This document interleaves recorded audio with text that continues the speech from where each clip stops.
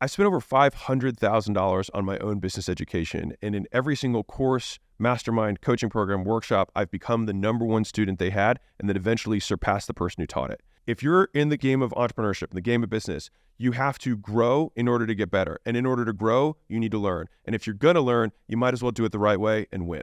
I had someone say this recently to me. They're like, how do you know what programs to buy? How do you know what workshops to go to? How do you know what courses to listen to or what channels to watch in order to learn, right?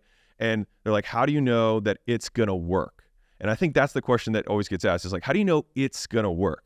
And I think that fundamentally asking that question shows that it won't work because it is never going to be the thing that works. You are going to be the thing that makes it work. And so when I look back at my history as a student of, and I continue to be a student, but a student of the game of business, I have yet to have a negative ROI on any purchase that I've made, whether it's tutoring, courses, workshops. And to be fair, I've bought from bad people. I've bought from some scumbags. I've bought from bad teachers, but I have absolutely ROI'd every single purchase that I've made. And so whenever I hear someone say like, I bought something in it and it didn't work, it kind of grinds my gears. And I think I've had it and heard it enough times in the last month or so that I wanted to make this podcast about it. And so this is what I want to kind of zoom out on, is that I want to give you a top-down approach in terms of levels of competence and then a bottom-up approach from a skills perspective. And I think if you combine both of these things together, you will make a lot more money and you will be more successful at the things that you try to learn. And so if you're like trying to learn how to make TikTok ads to start a second, acquisition channel for your business, then this would apply to you. If you're a customer of an agency, then this will apply to you. If you're trying to be a student and just get in the game, then this will apply to you. And so the first thing is understanding the levels of competence. And so at the top, the best and the highest level of competence is something that I will call positive active. All right. So you've got the inclination and you've got active or passive. And so there's 5 levels. All right. So the top is, and the characteristics of somebody who has this belief set is that no one has proven that it cannot be done. And they ask other people to prove to them why they can't do it. And they think, I will be the best student that this person has ever had, no matter what, no matter how incompetent of a teacher they are. I will make it happen. I will win because that's who I am, not who they are. Basically, the idea that we make our success dependent on the quality of the teacher puts the power in their hands rather than ours. And so on the flip side of this, the reason that basically any single program in the world will still be able to get positive reviews of some sort is that no matter what, some percentage of real winners will always go into everything. You just look at the public school system, like more or less a dog shit system, but there are still winners that come out of it. And it's not because of the quality of the teachers, it's because of the mindset of winners, because winners will win. And so the highest level of this is an example of like Elon, where he's like, break it down to physics. He's like, if you can't show me that it's physically impossible based on the laws of physics that we know that it is possible, I'm going to go do it. It's the same concept as Roger Bannister running the first 4-minute mile. Like no one had done it before. And he's like, well, physically, it's not impossible. It's not breaking the laws of physics for me to run a 4-minute mile. And so that is positive active. Now, underneath of that, you've got the second class of competence, which I would consider positive passive. This is all the people who ran the 4-minute mile after Roger Bannister. They're the people who say, okay, he did it, so I can do it. And to be clear, this is still good. There's still winners, absolutely, that can do that. And when I look at the people that I've worked with, customers, employees, anything, I can identify. And these are honestly, these are your A- players. Like they're like, okay, he did it, I can do it. And honestly, that's a great perspective. Like it's not impossible. I just need to do the same stuff they did. And that's awesome. That's the replicate before you iterate. They're like, I'm going to just do what they did and get what they got. And that's an awesome perspective. Now, there's 3 more levels to this. And as we go down, some of you will start nodding your heads as either like you are this person or you know someone who's this person. The third level of competence here is what I'll call neutral passive. And so this is somebody who just says, well, it's worked for other people. Let's see if it works for me. So it no longer goes from, I will like prove to me why I can't make it work. Level 1. Level 2, okay, someone has made it work, therefore I can make it work. 2, let's see if it works. You're passively accepting whatever happenings and you're just open. Now, this is where the majority of people are. This is where most people just sit. They just live their life passively, letting things, quote, happen to them. And they're sometimes mediocre customers for an agency or a vendor. They're mediocre customers for you. This is the person who goes into the gym and is like, we'll see if your program works for me. Like, we'll see if it works. Now, underneath of that, you've got level 4. All right, now we're going down. It might work for other people, but it probably won't work for me. This is negative passive. So they're still in the passive seat, but they're negatively inclined. This is the person who half-asses. And I'll give you a story about this that happened recently. So we had a business owner who came out, was a salon owner. Okay, so hair salon owner. And the guy said, hey, I used your gift card campaign and it didn't work. And I was like, all right, bro. So I just went through it. I was like, did you get a referral from all the people? Did you write the name down he's like, well, I asked them and I told them that they had to use the card on other people, but they came back in trying to use the card for themselves. And I was like, well, that's not the play. He's like, well, I told them that. And I was like, well, obviously you didn't tell them well enough because that's not the play. So, and the thing is let's just stop. I was like, do you want me to take accountability for the fact that the gift card play has worked for so many businesses and just not yours? I was like, do you want me to just say it's my fault? I was like, would that make you feel better? And he was like, well, no. And I was like, that's what you're coming for. You want me to say that it's my fault. I was like, you didn't do it. You didn't do it right. So you just did something else. And yeah, that something else didn't work because that's not what the program is. That's not how the gift card play works. If you don't know what I'm talking about, it's on my YouTube video. It's a whole play.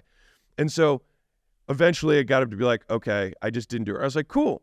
Guess what? Now you can do it again and you can do it right because you know what you messed up. You had to let them know it's for somebody else and you had to get the referral and you had to get the 3-way introduction. Otherwise, they're going to try and use it on themselves, not bring new people in, and you're just giving away services for a discount. That sucks. Don't want to do that. He's like, okay, fine. And so we had a little moment and he got over it. Okay. But that's negative passive. That's like, it might work, but it probably won't work for me. And by the theme, if you want to be the best student ever out of all of Mozi Nation, I have 2 books. They're actually audiobooks that are for free that I have here on this podcast starting at $579. It's my $100 million offers and $100 million leads. They have sold over 1 million copies, 26,000 5-star reviews on Amazon if you like hard copies. But if you actually follow the steps, I've got courses on the site that are also free, acquisition.com/training. If you just follow the steps, prove why it will work for you, and it will. Now, here's the 5th level. This is the bottom of the barrel. All right, this is your 1-star customers. This is the customer you sign on who just generally sucks at everything. And they take an active role. All right, so this is negative active. I can prove that this will work for everyone but me. I have bad luck. Nothing works out for me in the end. I am the special snowflake that nothing works for. My body is different. Calories don't affect me. I could starve to death and I'm immune to death because I could not eat for years and my body would still hold on to fat because I am special. And so what's interesting about this is some of you guys may be laughing about this right now, but some of you are this person, but you just might not be this person in business. You might be this person with your weight, but you're not this way in business. You might be this way in your marriage, but you're not that way in business. Or you are that way in business and you're not in your marriage. You're like, but you know what? Oh, this way of communicating, it's not going to work for us, not in our relationship. But I'll prove it. I'll go to your fucking sessions. I'll follow your little framework for communicating with my wife or my husband, and I'll prove to you that it won't work because we're so special that nothing works for us. You want to prove it. And what's interesting about this is that because it underpins a whole set of beliefs behind this that your identity is attached to. So it's so much harder to say, listen, I've been fat my whole life and it's my fault. It's so much easier to just not have it be that way. It's so much easier to be like, I've always struggled with women, or our marriage has kind of been on the rock, but that's kind of how it's always been that way, right? And so it's so much more difficult to accept that all of that pain and suffering that you've been through is 100% your fault. And so instead, it's easier to just try and actively prove that it won't work. Now, there's some interesting stuff about number 5. So I actually find number 5 people very, very interesting because they, in my opinion, have the highest potential to jump from 5 all the way to 1. And I've had so many experiences in my life. This is the 1-star becomes the 5-star. This is the person that all of a sudden like something switches. And the thing is they go from negative active, they have the active. They're trying to prove it. But They're proving the wrong thing. They're trying to prove it wrong. But all of a sudden, sometimes if you can get it to swap, they just try to prove it right. And then they become absolute fucking animals. And so I'll tell you a story. So there was a gym owner at gym lunch, and he was definitely one of these number fives, right? He was like, it's not like my gym's in a different market. The people here are different. My weight loss leads are different than everyone else's weight loss leads. My market's different. My zip code's different. The corner that my gym is on is different. But all of a sudden, he'd been on enough calls, and I probably ranted at him or something on some live call, and he was like, "You basically just called me a pussy," and I was like, "Yeah, probably, one way or another." And so he said, "I just decided, what if it did work, and what if I took the same energy that I'm doing to try and prove myself right, and try and prove this system works." And what if I just did everything as though it was going to work and I assumed it was going to work? And so he did that. And he ended up becoming one of the top facilities out of the thousands that we had. And then we ended up hiring him because he completely outsourced his gym, made it profitable, made it make more money using the setup that we had. And the interesting part here, and this is what's crazy, same system, same gift card play, same advertising, same gym model, different approach. Different level of competence, showed up and executed in an entirely different way. I'll give you a different example. I had a lady, this was one of my first probably 50 customers at my gym. Her name was Autumn. So Autumn came in and she had the, nothing works for me. I have a special thyroid, whatever. If calories, I could starve myself forever and I'd still live. I defy the laws of physics. And after like 2, 3, 4 weeks, all the people that she had started with started losing weight. And of course, now normally in that level 5, she'd be like, well, that's of course that's what way, because I'm different than them. I'm special. I get my identity from being special. And I just was like, listen, I was like, do you want to be right and fat, or do you want to get skinny? I was like, which one matters more to you, being right or being thin? I was like, I had to have a sit on with her. And I was like, just be real with me. If being right's more important to you, I was like, then you can be right. I was like, but which one's more important to you, being right or being thin? And she was like, I want to be thin. And I was like, then fucking do this. And so she did. And of course, she lost a bunch of weight. And then she became one of my top clients. And then she started referring everyone. And the thing is that when you see a level 5 turn into a level 1, you're like, oh my God. And the thing is, they become absolute ambassadors, brand champions for you because you help them get over that. And so I say this from a business owner perspective, because don't lose hope on those people. Sometimes you just have to say, do you want to be right, or do you want this outcome? I'm cool either way, but you're the one who has to live with it. And so she decided that she wanted to be thin, which is awesome. And so it's kind of one of those, it's kind of like, it's interesting that in like so Matrix and Star Wars, probably two of my favorite kind of universes of movies. But like Morpheus and Yoda sit in very similar positions in terms of the guide for the main character. And so there's a point in the dojo where Morpheus looks at Neo and he says, stop trying to hit me and hit me. And so the point there is that it's basically the difference between going through the motions, acting as if, versus actually trying to succeed. There's trying to do the things that looks like success versus actually trying to win. So replace stop trying to hit me and hit me with stop trying to win and win. Stop trying to make ads work and make ads work. Stop trying to hire the sales guy and hire the sales guy. Right? And so it's the idea that like a no-fail situation where there's absolutely somebody, this is like the founder who says, no one can sell like I can sell. Yeah, no shit, there's people who sell way better than you, right? You just haven't found them yet. Okay, that means that it's possible, so what are you complaining about? You just need to go do more. Stop trying to make your marketing work and make your marketing work. Stop trying to prove yourself right that you're special and win. It's the same reason that Yoda says there is no try. There's only fail or do and not do. And so it's the same concept, because the reason that try is such an insidious concept is because it allows the possibility of failure.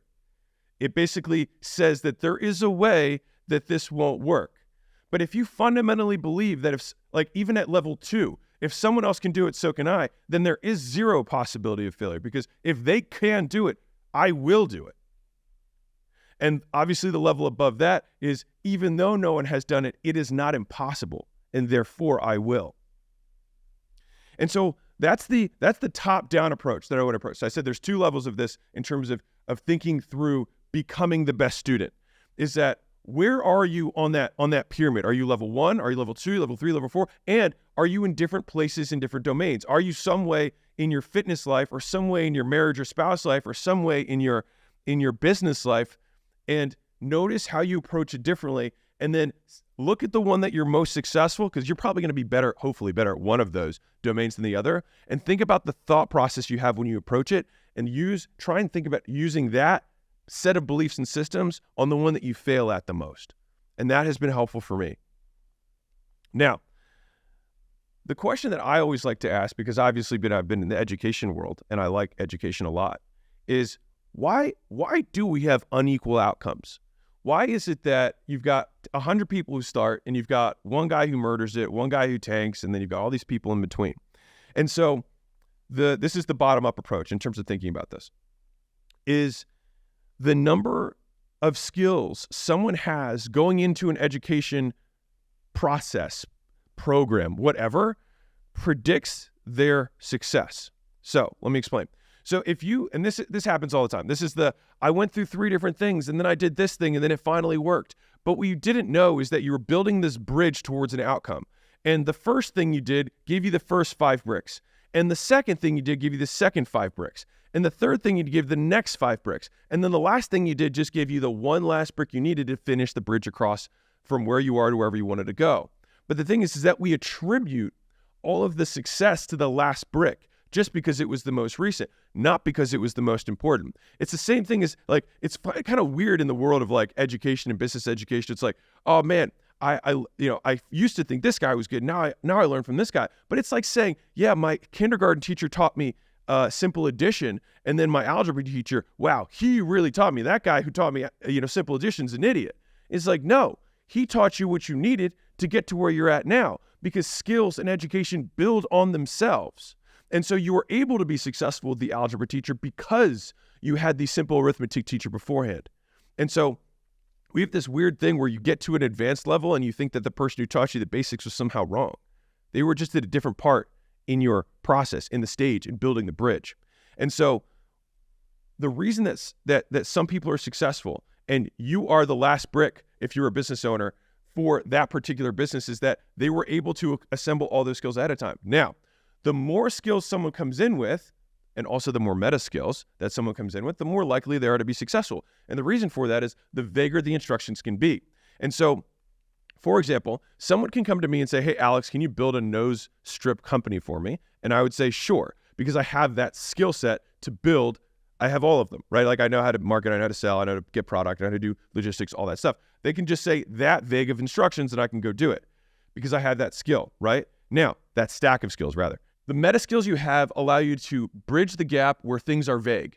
And the vast majority of education basically has to meet people at some level. Because if you truly start at 0, then it has to be like, here's how a computer works. Here's how a phone works. Here's how you use the internet, right? And of course, most things that you do in education aren't at that level. They're higher up than that. But the thing is that you might be a level 4 of education here, but a level 1 at one of the steps, and then all of a sudden it, quote, doesn't work for you. But it's because you actually have a remedial level of education on that step, and that's where having the meta skill of, like, I mean, as simple as this is, like, shoot, 30% of people can't read good.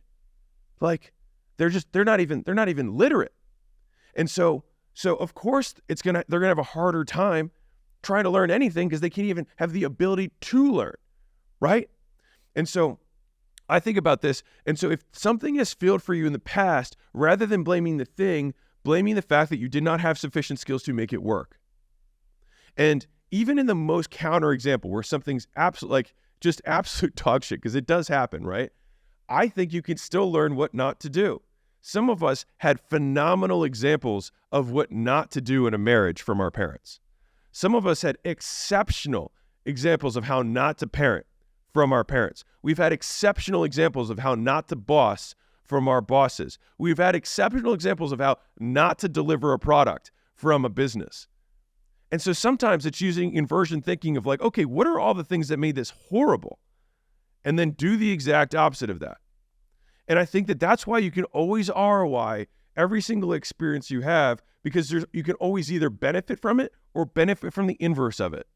And I think both, like, if you have such a terrible experience, you're like, new and innovative ways to ruin my experience. Wow, I didn't even know this existed. Well, if I can do the inverse of that, then that still will give me the benefit of learning from this experience. As much as they wanted to make me fail, I still got better. Like, I still will win. And so I'll wrap this with a scene that I like a lot from Invictus, which is a movie from 2006. It's Morgan Freeman and Matt Damon. And Morgan Freeman's Nelson Mandela, and Matt Damon's like the head of the rugby team. And it's right during the apartheid, when it's the whole racism is at its max or whatever. And he says, I'll read you the quote. He says, "How's your ankle? Is it healed?" It's one of the first questions he asked him. He's like, "I heard that your ankle was hurt. Is it healed?" He asked the head guy, and he said, "The truth is, sir," this is Matt Damon responding.